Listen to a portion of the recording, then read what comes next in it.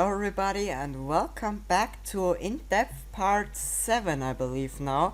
And finally another one of these. It's been a while, as you might have noticed. That is because I haven't really finished anything for a while, and yeah, I think you already know that I was pretty busy lately, so excuse me for that. But now we're back again with the series, and today, as you can see, I'm gonna be looking at the Anna class ships, and not the Anna class, the Atlantic class ships, I'm sorry. And as I recently released the last few ships of this class, and yeah, let's begin. So, as you can see, this is the Atlantic class. This is the Atlantic, to be more specific. This is the, in history-wise, this is the very first ship of the Black Trident Line's division of the Austrian steamer lines, as it was founded during this time in 1850, and this was the first ship they built for this line specifically. And yeah, it's very small, and it's also a paddle steamer, as this was very common during this time. And yeah, it's also very utilitarian. All the cabin class and steerage is still not very refined, and we'll be getting into a lot of those areas. And yeah, sorry about that. And as you can see, this is the boat deck, or the top two most decks. It's very it's a bit of a mess, as you can see, but we'll start in this very forward building. We have the anchoring engines in here, as you can see. These anchoring engines obviously go down very deep into the ship, into the chain locker. The chains come out here, go to the anchors on the side of the ship. I think you already kind of know how this works. And yeah, that's the anchoring engines, and next to that are the bunks for the lookouts and seamen, because I still had some space and I kind of wanted to use it effectively, so they're quoted in this bow section. Continuing aft, we have a cargo hatch and another building. This is more for storage. As you can see, we have oil lamps over here, we have a generalized locker, we have oil skins, so basically jackets for the crew if they need to get to work in the rain. And we have even got a deck lavatory if the crew has to pee during work. They can just go in here quickly to have a pee and come back out here and work again. So that's just for convenience sake, and it's also for steerage, as you can see, as the steerage entrance is also here. Now we have the first funnel, and we have another building, as you can see. This is again a little bit for crew. As you can see, we have engineers and greasers, we have the linen stores for these people, we have oil vests again, so kind of like the old oil skins. We have stewards, we have engineers and greasers, and we have another lavatory and a mess for all these people. So they're in this section of the ship, and on the other side we have the steerage class pantry. So steerage is down there, where we'll be later on in the tour, and over here we have the pantry, so the crew can prepare some stuff for them as well, and the stuff can get transported from the galley all the way over here and can be temporarily stored in here for the steerage class. And we also have the engine hatches. As you can see, it's very big for the ship, and we have the bridge right above it. Now this is a very functional bridge. This can actually be basically removed for when you actually need the engine hatch to repair something from the engine. So it's only basically very temporary, so it can be removed, the bridge, and I had to put it there because I kind of ran out of space, so that's a little bit of an issue. Now after that we have the officers' quarters. We have another deck lavatory room. We have the chief officer and pilot together in this very comfortable space, and the first and second officers also have it very nice. I do have to say, for this time period it was very nice. And a chart room is also over here in this little outstretching little extension of the building. On the other side we also have the officers' mess room. As you can see, it is very big, but it's really not for there's not a lot of space, as you can see, just a few chairs, because there are only a few officers, but I did want to give them a very spacious room to basically be able to socialize among themselves. And we also have some Dr. Whoppers over here. And the captain, as you can see, has the by far the nicest cabin He has a couch, he has a bed, he has this very nice dresser area, he has a lot of storage space, and he even has a personal puppy. And he also has a bathroom which is completely just for him, which is incredible for the time period. It really is, because during this time no ship really had any private baths, even for the high ranking crew, and maybe the captains had some, but I find that a little unlikely. Now apparently on the Great Eastern, even first class or saloon class had private bathrooms, but that's because the Great Eastern is really just, it's a very different ship as it is way bigger than any other ships of the time, and it's way ahead of its time, in fact. Now moving up, we have the second funnel of the ship, and we have the main galley building. As you can see, there's a lot of galley space. It has a very, over here this corner might seem familiar, as it looks very similar to the steerage pantry forward of here. That is because this is actually where the galley used to be. If you look at my progress update video, I believe it actually still was like that this aft building was actually that forward building. This was that building, and this was usually was a little smaller beforehand, but I had to move it as it kind of made more sense to have it closer to saloon class than steerage. So at least steerage now has its own separate pantry, so that's a little bit nicer. And I just moved this entire building over to back here, and as you can see, there's the storeroom. We have some water areas, so I can, I guess, store fish or something, I don't know. And we are just generally pantry stuff, and we have the meat store with the cow stored away over here, which also has to do with the time period, as back then there wasn't really any refrigeration during 1850, so the meat was basically transported live, so the cows were all still alive and they were killed during the voyage to be used by the passengers. So that's a little bit of a tidbit you might not have been aware of. And something you might have also not been aware of is these oil lanterns. As you also saw before, the ship is riddled with oil lanterns, as back then electricity wasn't a thing. Like electricity came like in the mid 1880s, so it's still 35 or so years before electricity even became a thing. So the ship is still completely filled with oil lanterns, as you can see, so you would have oil burning in them. Now moving even more aft, we have some domes and some vents, and these chains are also very interesting. These go from the bridge, from the helm, all the way back to the steering engine, because it was more, back then it was not very well engineered, it was just a pulley system. And these are the chains that went back to the steering engine. And now back here we have the saloon class. They get their main stairwell. It is very simple, but they do get a main stairwell back here. And they also have their library, which is actually kind of nice. And this library will stay mostly identical on the other ships. It'll just be a little different in design, but the layout is identical. Even these side little plants are identical, so it's pretty consistent on the ships. And as I mentioned beforehand, back here we have the steering engine pulley system going down to the rudder as usual. And yeah, that would be the topmost superstructure decks. As you can see, this is the forward area of the topmost hull deck.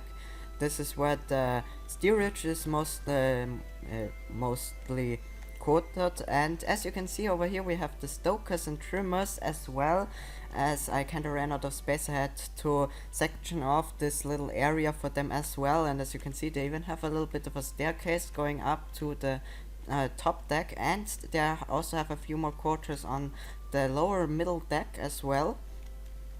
And as you can see, aft of here we have the main section of steerage. This is where the families are, and yeah, it's a little bigger, and it's very well. It's it's very organized. As you can see, there's these little compartments with the beds, and each of them also has a wash basin.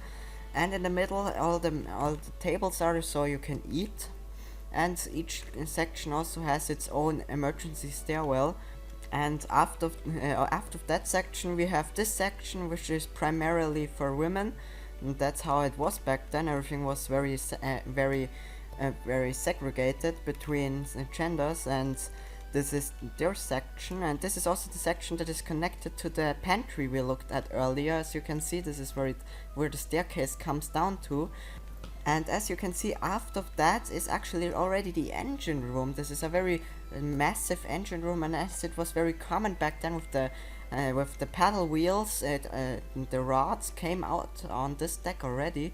So this engine room had to be quite big, and it basically took up the entire middle section of the ship, which was a big problem sometimes when designing some of the areas, as I couldn't connect the two sides. So so with the logistics of the galleys with the dining rooms, it was annoying to get a pathway from the galleys to the steerage, so they could get their food. So the crew kinda has to walk over the deck and into the pantry. So if there's bad weather, it's not exactly optimal, but I kinda didn't have a choice really. But that on the third sister ship, that will be a little better, and we'll look at why that is a little later. And as you can see now, we're in saloon class. Now you can really see the oldness of the ship, as this first class area or saloon class is really basic basically. The paneling is very nice, and the ceiling as well, but as you can see, there's a lot of wood flooring. It's only planks. It's very bare bones, and there's some carpet here and there, but it's really basic and utilitarian, as I mentioned beforehand. And even these side cabins aren't very big. This is actually not a side cabin. This is the ash place, but the other rooms are side cabins, as you can see, with 4 persons each.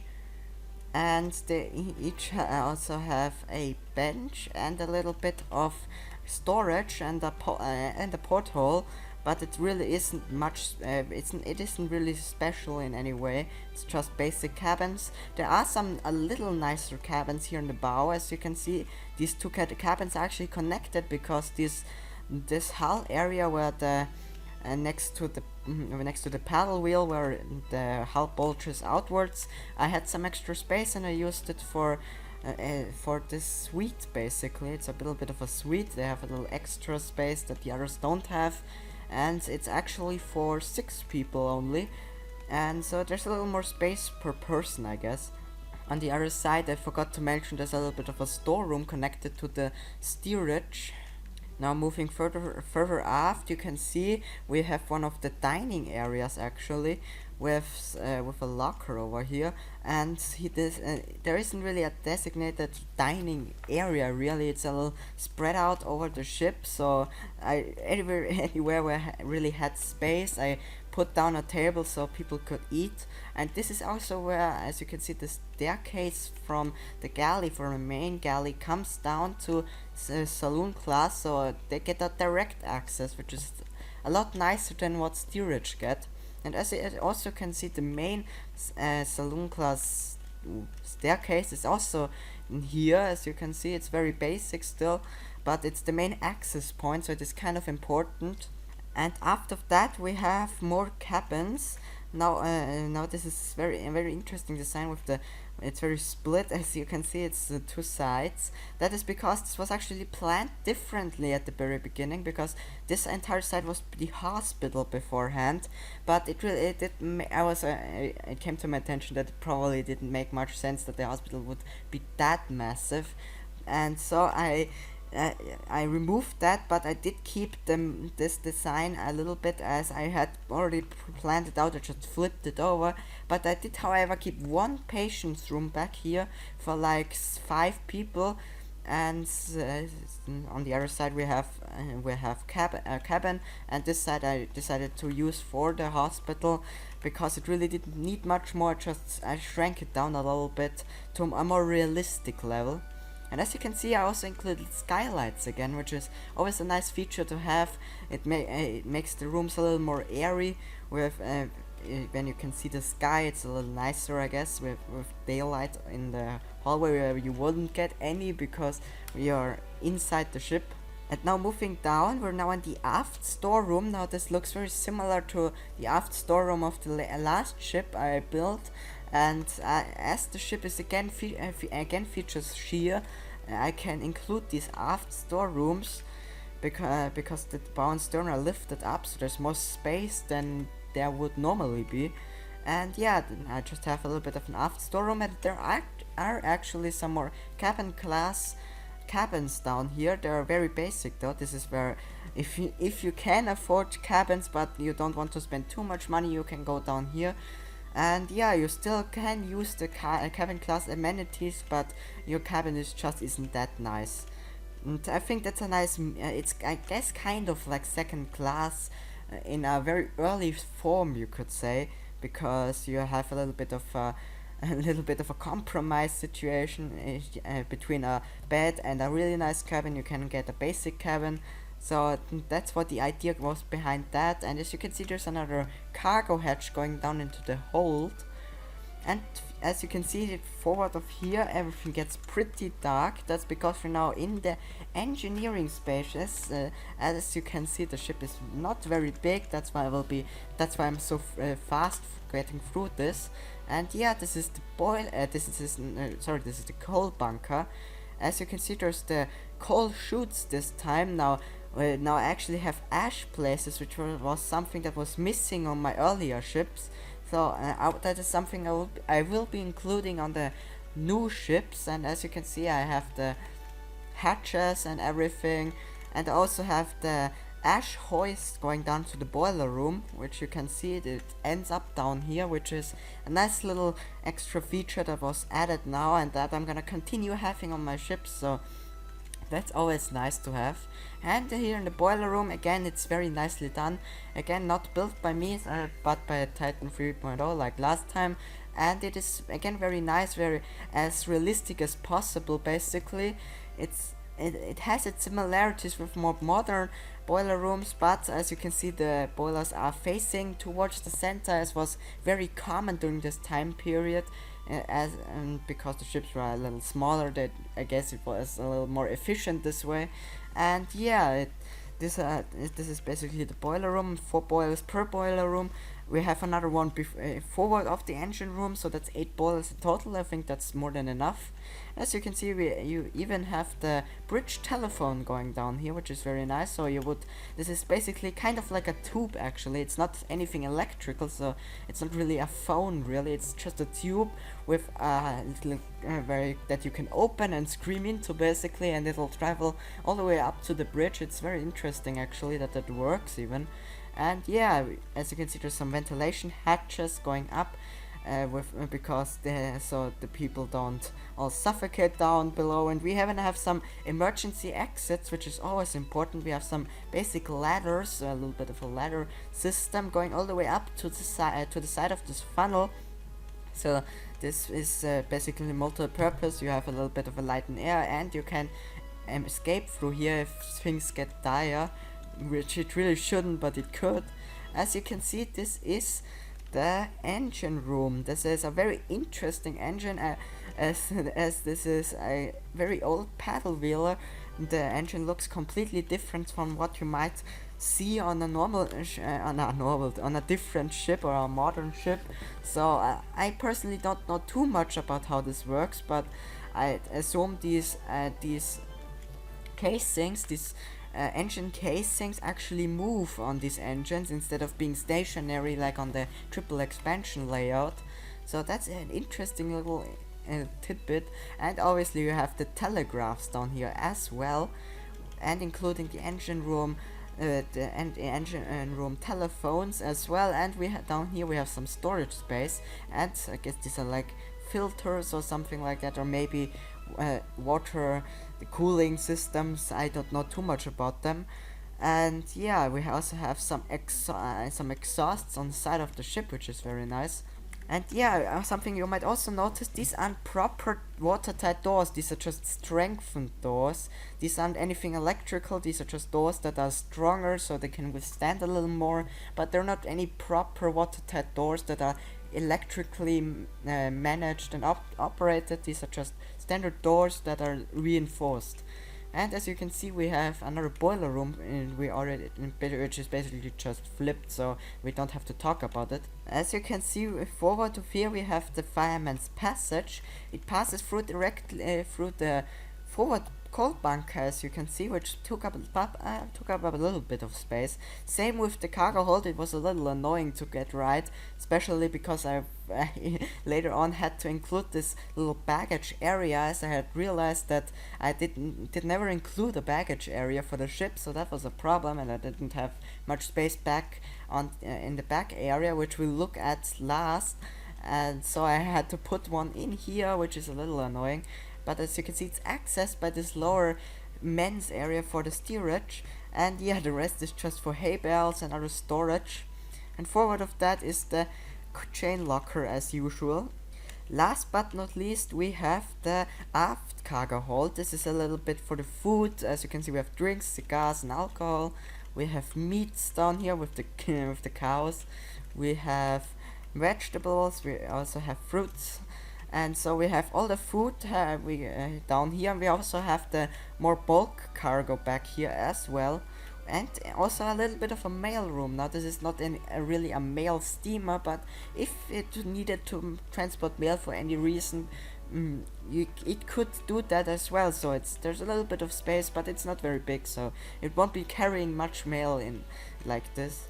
But yeah, that is the Atlantic. Now we're actually gonna move on to her sister, which is the Pacific, and there are not gonna be a lot of changes on that ship, but we're gonna get into that now. As you can see, this is the sister ship of the Atlantic, the Pacific. It's not very different as there weren't really many changes to be made, but I just added some things that may make life easier for the passengers and crew. So we're gonna get into what has changed. First of all, you can kind of see we have a little bridge house now, as beforehand this bridge was open, as you saw, so that might be a little bit of a problem if it gets stormy out. And so I added this little bridge house. It's very cramped and very basic, just because the bridge still needs to be able to be removed, so I couldn't add like a massive building. And yeah, it's really just there so so the crew can stay dry during really harsh weather. And yeah, that's why I added that. And as you can see, I also added forward and aft superstructure, because the crew and steerage and saloon class all didn't really have any promenades really, and that was really a problem, because if we wanted to be out on deck, but even in stormy weather, you couldn't do that, because there wasn't not really an area where you could stand under and be protected. But now I changed that. As you can see, the steerage and crew here in the bow have a little bit of an area. It's not a lot, but it's a start. So if you want to be outside, you still have a little bit of an area, and it also expanded this area on top here, which is also very nice. So there's a little more space for the steerage up here to enjoy life. And the aft section of the ship, that is the same, as you can see. The now saloon class has this very nice area, and this building has been expanded greatly, as you can see, and changed. We'll get into that later. And again, they have a lot more space up here now as well. So, and they have a very nice view now, because nothing is really blocked by all the equipment of the deck. And yeah, the saloon class was almost completely revamped actually. As you can see, the staircase is already a lot nicer to what you saw on the other ship. It's a lot more grand. I added some nice flooring actually, because this is a year later, and I really wanted to make the ship a lot more luxurious, so people would actually travel on it basically. And so we have a little bit of a reading corner over here. We have a smoking room over here in this corner, which is a new feature of the ship. And we also have the library again, but it's still very similar, but it has been a little revamped. Moving down, as you can see, the saloon class is almost completely different, and that is because I didn't just change up all the paneling or something like that. I literally ripped out the entire section of the ship and completely redesigned everything of it, and that it has also to do with these beds in these cabins. As you can see, many of these cabins now have beds facing forward and back, and that is actually because of the sea sickness problem. Because if you're like laying like this, you might have a problem with seasickness. But if your bed is going bow to stern, you're gonna be a little more safe from seasickness. So that's and all the other cabins on the Atlantic didn't have that. Now here a lot of these cabins do, some don't, as space was an issue still, but many of these cabins are now front facing, and yeah, that is definitely very nice of a change basically. And yeah, I generally just completely ripped out everything and redesigned some areas I wasn't happy with. For example, the saloon class now has an official dining room actually.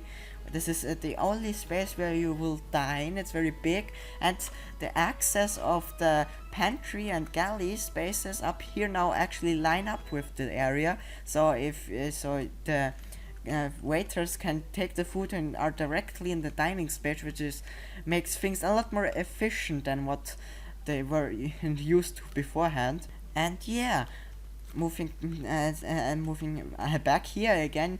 Beforehand we had like this big dome area where we had some tables. I removed that, but I didn't really want to remove the dome because I liked it, so I kept the dome. And I added the toilets over here, some more toilets, and now they just have a little bit of more light coming in again from the ceiling, and some light also can go into the main stairwell, because I added like these little windows in this near the ceiling, so the staircase would basically get a little bit of the light as well, because they kind of needed it. And yeah, that is actually most of what changed off on the Pacific, as not a lot had to be changed, but that will change with the Ernest Rutherford, which will be the next ship, and I will be talking about its story in particular because it's a little bit more interesting, so we'll get into that now. As you can see, the ship is completely different from what you saw earlier, as the entire main deck has been completely ripped out and changed, and everything above that is also completely different except for the masts. Those are the only, and the rigging, that is the only thing that is the same, but even the funnels are completely new, so everything has been completely changed, and that is because of its history. As in the story, it was sold very early in construction to different owners, and they had different views of what they wanted the ship to look like, so they completely redesigned the top bit of it, and also added their own company paintwork as well, as you can see, and also renamed the ship to Ernest Rutherford. That's also why the name doesn't fit at all with the other names, as this was supposed to be the Medic, but it's actually now the Ernest Rutherford. So it's been completely ripped out and redesigned, and we'll now get into that. And we'll start with the very top area again, with a proper bridge. Now this is an actual solid bridge finally, so they get a bridge that is supposed to stay forever basically. It has a little bit of a Teutonic vibe actually, as you can see with you have like these fence columns over here that are very precariously balancing that bridge, which I kind of like, that flying bridge design. And so I actually moved it back a little bit to the aft mast, so it could actually be permanent, and the engine hatch could actually be used. As you can see, there's still a little bit of the engine hatch that is a little obstructed, but most of it is accessible, which is most likely going to be more than enough. As you can see, it looks a little different in here now that there's an entire extra deck on it. As you might have noticed, it is now one deck higher, which is a little confusing, to be honest, sometimes. And also the funnels have been completely redesigned, like also the Also the intake vents all new. Now the ladder works. The ladders are similar, but they just go up higher, as you can see. The funnel is a very similar design, but it's still a new design. I just decided to completely rebuild it so it would fit with the new ship instead of just moving up the old funnels. And I wanted these funnels to be a little bit thinner, so they would have a nicer silhouette to the ship. And yeah, as you can see, there's a lot of space up here now because all the equipment is now neatly packed away on the lower deck, so that the passengers can now enjoy an actual deck space finally. But however, the boats were moved up here now, all of the boats in fact, and believe that there's the same amount of boats as we were before. And yeah, I believe the two inner stored boats over here were actually collapsibles before. These are now actual boats because I had the space for it, and that means there's actually like 40 extra people that fit into them each, not each but together, but that means there's actually even more lifeboat space, which is actually important because I added some more cabins both in saloon class and steerage because I had the space. So it was kind of necessary to add more space on the lifeboats as well. Now moving lower into the completely new deck, the forward anchoring engine room is completely the same, so we'll skim over that a little bit. This lookouts and seaman room is just a little taller now, and the stokers and trimmers staircase is identical as well. With the engine with the cargo hatch here is just goes up higher and is just takes up this little bit of space over here. However, the steerage is now here as well on this deck. Where on the sister ships I exited through the door here out onto the open deck. Here we now have more steerage areas with some storerooms and also some more steerage compartments. Actually, we have a lavatory over here. We have two steerage compartments with, I believe, 12 people each, and a wash basin, so the same amount as the other compartments down below, just in a separate room actually. So if you paid a few bucks extra, you could sleep in here instead, and you would have a little more privacy. The same is the case on the other side of the ship. And yeah, there's just a little more space for steerage, and yeah, so you can take advantage of bigger economics of scale, and that's helpful. And a good thing about this ship class is the first ships were very wide to their height, so adding an extra deck really wasn't an issue, as it still is very balanced. As you can see, it's still pretty much like a 1-to-1 ratio width to height, so it's really not a problem in balance. So that you can say that was a little bit of a lucky draw there. As you can see, we have even more crew next to this light and air over here. We have some, I believe we have, what is this? Man, I wish I could read. These are just some crew cabins over here, so nothing special. And we have the funnel now as well, as you can see. And we now also have the galley.